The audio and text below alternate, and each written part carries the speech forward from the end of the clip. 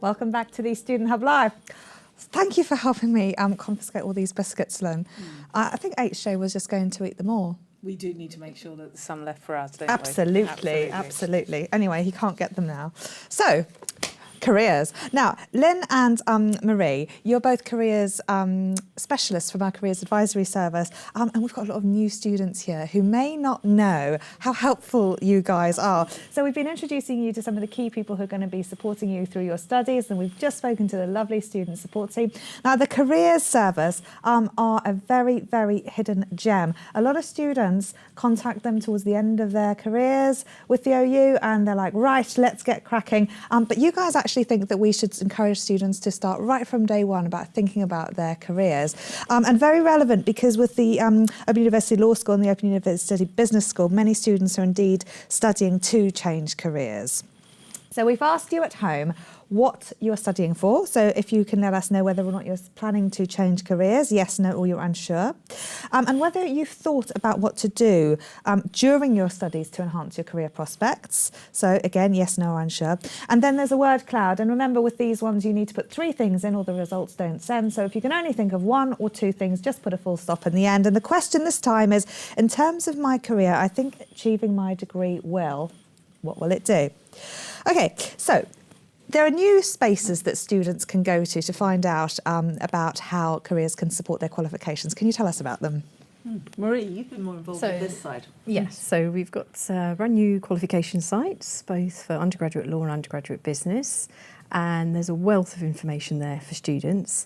The career-specific information is on the qualification site under the tab for Succeed.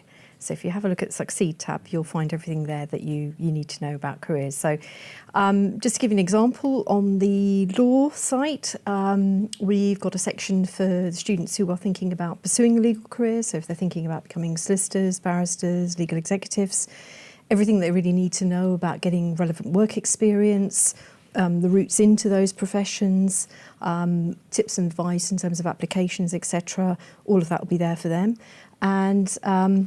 And then there's a section non-lawyer careers, we've called it, if students are still exploring their options and thinking about, well, maybe what could they do with a law degree, that will give them lots of really good ideas there. So similarly on the business site, we've got tips and advice there about getting relevant work experience, whether you're looking to develop in your career or change career or starting out, some sort of tips and advice there. And again, lots of ideas on things that you can do with your degree.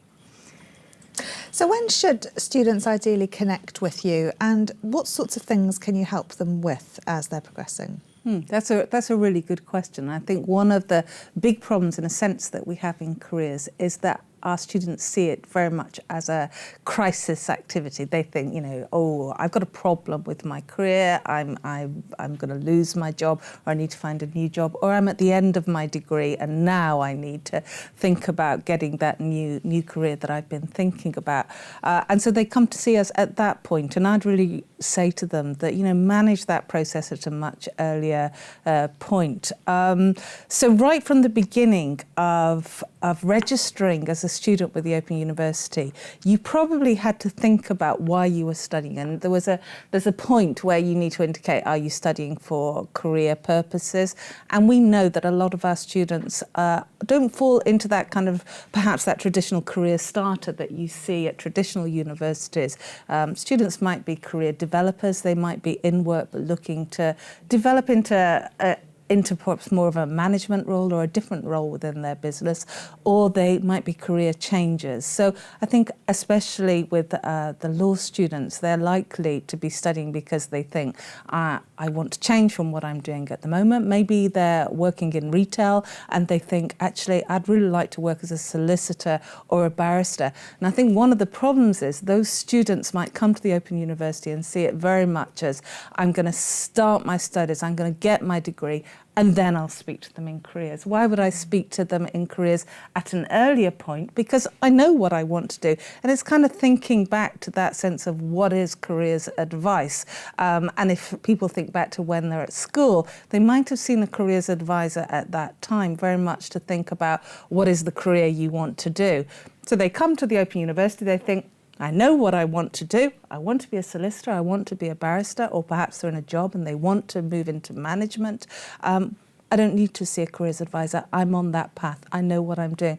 However, the reality is that their degree is only likely to be one part of that, a really important part, and they really need to concentrate on their studies, but it's only one part. They need to do a lot more career thinking. They need to think about why they want to study, what they've already bringing, have an audit really of what they've done so far, what sets them apart from other students. Think about where their skills lie, where their strengths lie, and perhaps what kind of competencies they might need to develop. Now, I would say link in with us at Careers at an early point. That might not be necessarily having a one-to-one consultation at that early point. It might be looking at some of the resources on our career site, or perhaps coming on to a forum or webinar. But, be aware that those resources are there and start thinking about where you want to go at that early point. So almost what you're saying is that there's two things going on here. One is that people might choose a vocation or qualification and they have that end point in mind in terms of their career. And what you're saying really is that there are lots of other aspects that you can use maybe to support yourself in your studies along the way to enhance your employability, so that even if you are very determined to get to the certain end point here, there is still stuff you can do to help students on their journey. And equally, maybe if they're not sure about that end point, then you can help them decide. But really, it's more than the deciding of the end point. Absolutely. I think there's a realisation that that endpoint might change as well throughout their studies, and we see that a lot with students. You might start your degree with a really clear idea of at the end of my studies, I'm going to be an accountant, I'm going to be a barrister, I'm going to be a solicitor. You might have an idea, but that might change along, whilst you're studying. It might be that you gain a bit more knowledge about what the reality of that career is, and find that it doesn't actually fit with what your skills are, what your ethics are, what it is you want to do in your life. So in a sense, thinking about that as you develop through your studies is a really good point. And how we can help is perhaps by having that conversation with us to develop those ideas, to understand where your thinking's taking you, rather than having that kind of ostrich head in the sand. Okay, this doesn't feel like I'm in the right place. Am I studying the right degree for me? Perhaps I don't want to be what I want, but I'm going to ignore that. And we'd say, come and talk it through with us, and we'll help guide you through that pathway. Let's see what students at home said. We asked whether they were planning to change careers. So the question is, I am studying to change my career. And let's see what you had to say. So 60% have said yes, they are. No is 0%, and 40% are unsure. Now, this is a really interesting question because often, once you start engaging with something, you don't know what it's like to be in that career. You don't really know a lot about what it's like to even study that. It might be that there's more text-based reading. It might be that there's more maths. It might be that there's more this or that to do with something that you hadn't really factored in when you were watching something on TV that looked very, very glamorous, for example. So, to some extent, students are learning a lot about what that career involves as part of their training. And it's that point that should lead to questions about, is this something that I can see myself doing in 20 years' time? Do I want to be sitting around doing this maths, for example? Well, that's what we'd really encourage, particularly, I think, with law. Gaining relevant work experience is absolutely essential. And so that's where, again, there's lots of advice on our website and also on the law qualifications site about the different ways in which you can gain that experience, because we appreciate an awful lot of students might be working full time or might have a range of commitments that make, gaining experience for a couple of weeks over a summer not maybe the ideal sort of for them. So, there are lots of ways to look at that and get that experience, but that is a really key part of actually speaking to people in the profession, seeing what they do, getting your questions answered and thinking about, the realities of that career path that they're considering. I know the students want to ask you some questions about this sort of thing, and so I want to go over to the hot desk. But just before we do, we asked what they, whether or not students thought about what they needed to do during their studies to enhance their career prospects, and 60% of them said no, they hadn't. And we know we've got a lot of new students here today, so it's very usual that they won't have, and as you say, very common for people to think about this very late in the day. But I want to sort of ask for some ideas about how they can go about getting some of this experience in a minute. But let's just go to the hot desk quickly. Kristen and Michelle. Yes, we've got two questions here. One's from Petra. In regards to careers, and this might be a bit of a strange question, but Petra, you'll find it's not a strange question. Many people ask this kind of question. Very much so. How realistic is it to change to a law career in your 50s? And the second question we have is, how difficult is it to actually speak to a careers advisor? Or maybe I'll flip that around and say, how easy is it to speak to a careers advisor? So shall I take the one on age first? Yeah, and Petra. So that is a really common question we get asked. How feasible is it for you to have a career change? You know, Petra mentioned law in particular, but across the board of all subjects, how easy is it? Is it realistic to consider a career change in your 50s? And I think the thing that students don't realise is that they're probably already been in a work environment. It might not have even been what they see as to be a related work environment, but they will have built up a bank of competences and skills that are really important for that employer. If you imagine yourself as an employer in the future and you're sitting in front of them and they're choosing between you with your degree, having completed that, and a student who's just come straight out of university with very little in the way of work experience, you in the bank of experience and wisdom and knowledge about yourself and the competences you're bringing are a much safer bet for that employer as a starting point. And if you just think from the employer's perspective, the cost of training someone, the cost of actually advertising and recruiting for the right person, you are someone who's actually considered. You've been in one career, you've had awareness of your strengths and where your skills lie. And so coming into that career, you're already bringing an awful lot to the table. And when I'm speaking to students, often they see themselves to the massive disadvantage of that interview.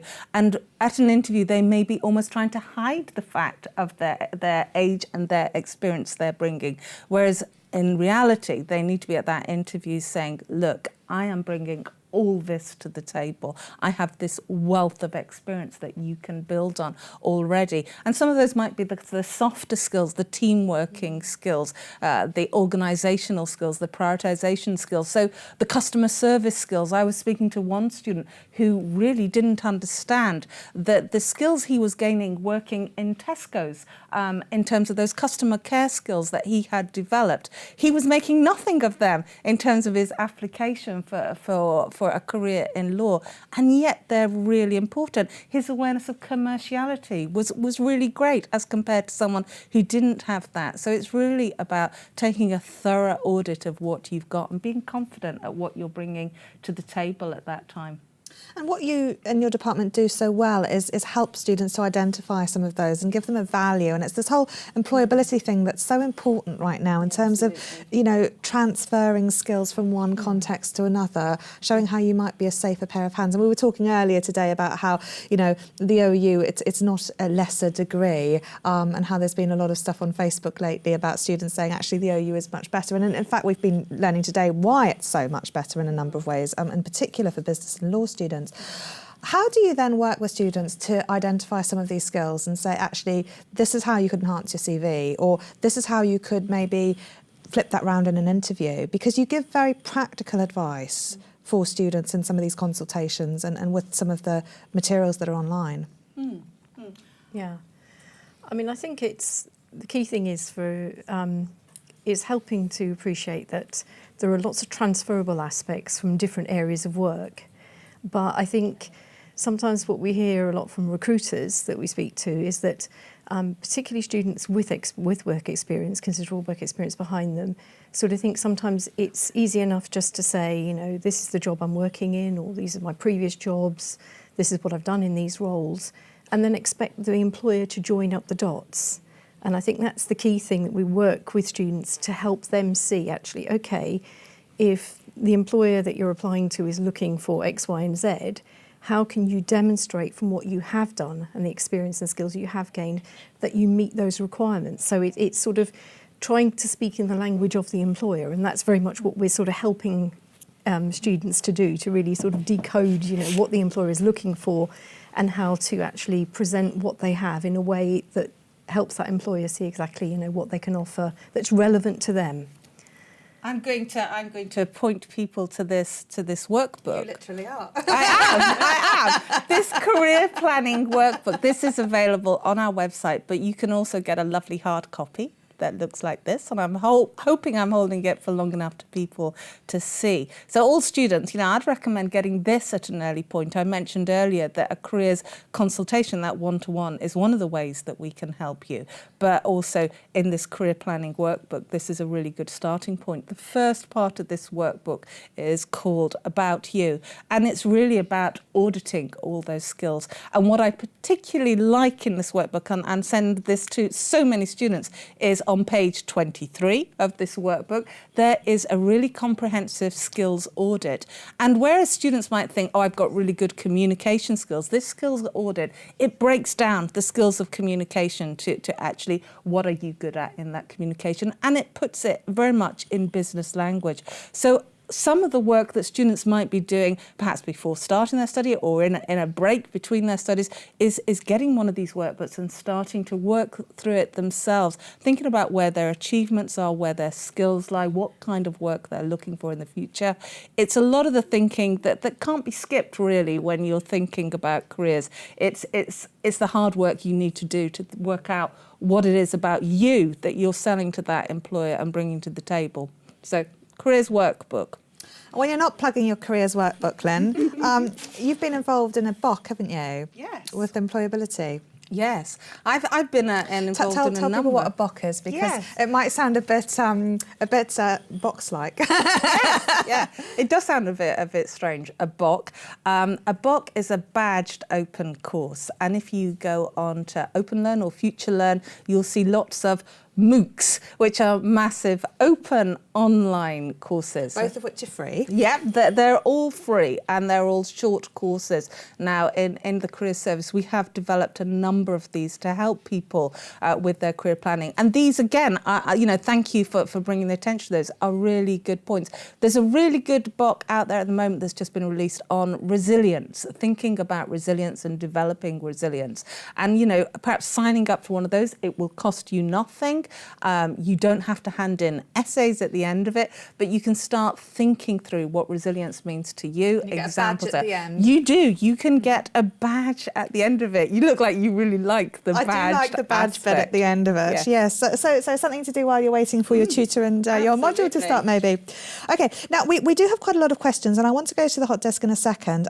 But we've had quite a few about sort of how to make CVs sell you effectively, I guess. And we've got two things I wanted to talk about. One is Cyrita, who's got a lot of further education on her CV, a lot more, in fact, than jobs. So how does it look when you've got that imbalance? We all know what it's like to start studying and then keep studying, and then all of a sudden you can sometimes think, am I appearing overqualified, for example, or does it look like I'm studying too much and not working enough? How do you sort of manage that presentation of those two important components of the CV when maybe there's a disparity? Well, one approach is to sort of do what we call a skills-based CV. So you start by outlining your skills, and then you draw on either your work experience, your studies, whatever is relevant that you've done to demonstrate that you have the skills. That's a good plan. And then sort of after that, you're sort of detailing your work experience and your education. So it's not sort of leading with your work experience, maybe, if that's not, the biggest area. So again, it will all depend on what you're applying for and what's relevant. Yeah. Because I think that's always a tip to give to students is whatever is most relevant about you for what you're applying for, that has to be on the first page. Yeah. Because obviously that's what the employer is going to look at first. So you've got to capture the most relevant things about you for the because that's what they application care there. about. It's what you've got as opposed to where you've got it. And I love that idea of breaking down that distinction by focusing on skills and literally what you're bringing to the table instead of where you necessarily got that, whether that was from paid for or studied. I mean, you refer to where you got them from, but not in the same way. Not in the same that context, so you're- it doesn't look so imbalanced. Yeah. Excellent. Kristen, I wonder if I could pick your brains, because I know you've been doing a lot on some of the sort of stuff around CV lingo and how to sort of sell things in the best way possible. Yes. Well, actually, the workbook that Lynne put up as a really excellent resource for finding out about these different skills and putting it into the business lingo, because I think that's probably the hardest part, isn't it? You know, you have all of this experience, but there's another question that I wanted to highlight here, that what happens if you don't have that work experience? What do you do then? Are there resources available to start to get that kind of experience? Yeah, because this was something we sort of started with, and I know Laura's been having issues with this because, you know, she's got children and has been finding it difficult to actually get some of the work experience. And you'd mentioned earlier that you could point people in the right direction, but what if they can't? I know for some people it can be difficult to get the work experience, especially if they're thinking in those traditional terms of kind of, I need an internship or something, or I need to, you know, I'm in my current job and I really don't have time to or can't change jobs. How do you get that work experience? I think that what I would recommend is working out what competencies you need first, by really, and I'll go back to doing a clear audit of what you have and how that matches against what the employer is looking for. Once you're aware of where those skills gap lies, then it's much easier to kind of, it doesn't feel so big. I need to get some work experience. Once you have a clear idea, perhaps you're moving into a career that's related to accountancy, and what you don't have is experience of perhaps dealing with money, managing finances in that sense. Now, you might have some experience of your own that you can, you know, talk about managing household budgets, or perhaps you have children at school and you could get involved in the PTA. I'm not sure it's called PTA anymore, but perhaps you can get involved in that and be involved in the kind of budgeting of that, or the school governors. There might be ways that you can get that experience. I think once you're kind of aware of where you're lacking skills, it's much easier to come to us and talk about, well, how can I realistically gain that skill? But does it depend on what you're doing? Is experience more important in some vocational areas than others? I think in some it's essential. Yeah. Law, for example, you have to. Yeah. You know, if you've got to get some legal experience on your CV, because everybody else is going to. And so it's, in addition to your academic qualifications, it is the other key area that employers are looking at. Yeah. So, but I also say, I mean, like we mentioned, volunteering is an excellent way of doing it, and that's sort of gaining that experience. But I think it's also thinking of the sort of longer term. So thinking, okay, if I'm studying for the next couple of years, what could I do this year? What could I do the year after? So not putting yourself under pressure that you've got to do masses and masses in a short space of time, but taking that sort of longer term view and thinking, what little things can I do over those next couple of years that will make that difference and build up the CV to where I want it to be when I'm actually going to start then, you know, applying or maybe trying to look at other career options. Yeah. Really good advice. Well, I hope that's helped you, Lyra. But if it hasn't, do contact the Careers Advisory Service. So just remind students where they can find you. Under Success, is it? That's on the qualification site. Right. They can find careers-related information there. But we do have our own website. Okay. So literally just above, when you're looking at the qualification site, there's a tab above there for careers. That's the easiest way in. And that our homepage looks like this. You did ask a question earlier about making an appointment to see a careers advisor. There is a link down the bottom there to booking a consultation. So that's the easiest way just to get in touch with us.